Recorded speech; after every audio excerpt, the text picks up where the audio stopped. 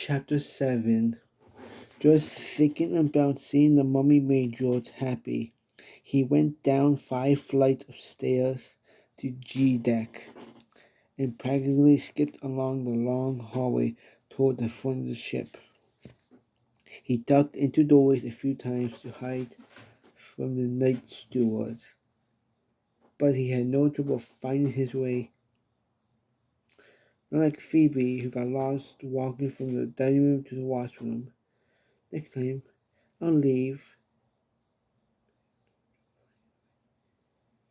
Next time, I'll leave a trail of breadcrumbs, like Hansel and Gretel, she said the first day on board. How about lemon drops? George had suggested. Phoebe had giggled. The hold was in the very front of the ship, past the mail throwing room and the cabins where the stokers and firemen stayed. Too bad, George thought, that there wasn't time to sneak in and see the skipper ladders. Luckily, there were 2 more days at sea. George walked right through the doors of the first-class baggage room and down a steep metal staircase that led to the hold. All around him were crates and trunks and bags neatly stacked on shelves and lined up on the floor. It took him a minute to figure out that everything was arranged in alphabetical order by the owner's names and a few minutes to find the bees.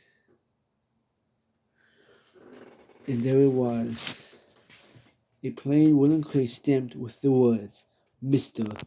David Burroughs, New York City, contents fragile. George smiled to himself.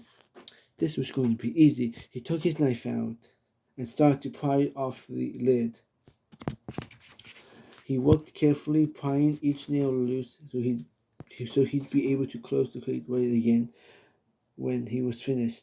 He made it halfway around when he heard a strange sound. The hair on his arms prickled. It was the same feeling he had the night of the panther, that someone or something was watching him. George stared at the crate, his heart pounding, and before he could even take a breath, something leaped out of the shadows and pushed him to the ground. George looked up, half expecting to see a mummy rising out of the crate, her arms reaching for George's throat. What he saw was almost as horrifying. It was a man with glittering blue eyes and a scar running down the side of his face. He grabbed George's knife out of his hand. The man was smart, but very strong. "I'll take this," he said, admiring, and then he looked George up and down. "So," the man said, trying to fill your pockets with some first-class loot. George realized he must be a robber. George had caught him in the act. No, I'm..." The man pointed to George's boots. Which trunk did you steal those from? Cost more than a third-class ticket, I say. George shook his head. "I got them in London," he said, and too late he realized he made a mistake. "Ah, a prince from first class," the man said with a heavy laugh. "Just down here for a little thrill. What's your name?" "George," said George softly. "Prince George," the man said, bowing in a joking way. "A pity those boots wouldn't fit me," he added, standing up. "But you do have something I like. Your key. I've always wanted to see one of those first. I always wanted to see one of those first-class cabins."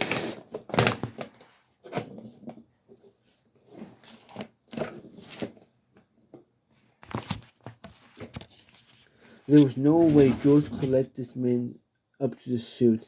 He jumped overboard before he let him near Aunt Daisy and Phoebe. "There's a mummy down here," he blurted out. "It's worth millions. Isn't that great?" The man raised an eyebrow. George kept talking.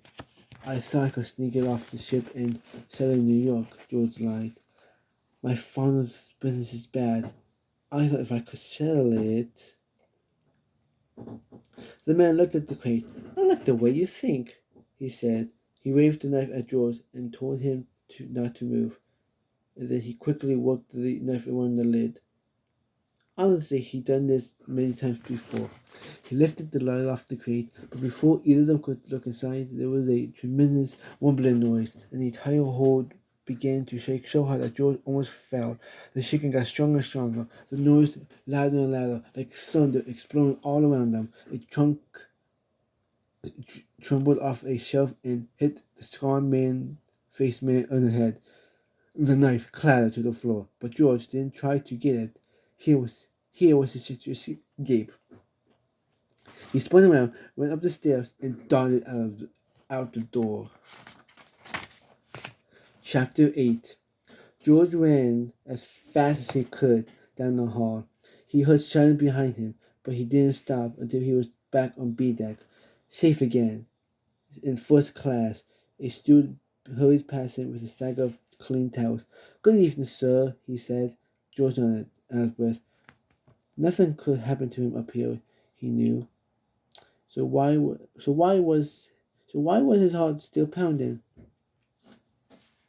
It was a ship, he realized. That thunder noise, that shaking in the hold. Had a boiler exploded? Had a steam pipe burst? An eerie silence surrounded him, and George's heart skipped a beat as he realized that the engines had been turned off. The quiet rumbling had stopped. Just outside, George heard people talking loudly. Did they know what was happening? George went out onto the deck and walked over to the small crowd of men. Most were still dressed in their dinner tuxedos and puffing on cigars. They were standing at the rail, pointing and laughing at someone happening on the well deck one level below. What was so funny? George squeezed between two men and looked over the rail. At first, he was sure his eyes were playing tricks. It looked like the well deck had been through a winter storm. It was covered with snow, with ice and slush. A bunch of young men in tattered coats and hats were pelting each other with balls of ice. Women with laughter, like kids having a snowball fight. "What happened?" asked a man who walked up behind George. "The ship nuts in the iceberg," said an old man with a bushy mustache. He didn't sound worried. "An iceberg? Is that why they've stopped the engines?" said the new man. "Because some ice on the deck?" "Just being cautious, it seems. Following regulations," said the older fellow. "I spoke to one of the officers. He assured me we'll be underway any moment." "Hey there," he yelled down to the young man below. "Toss some of that ice up here." One of the gang picked up a piece of ice in the side of a basement. He threw it, but the man with the bushy mustache missed. George reached out and made a clean catch with one hand. The crowd cheered.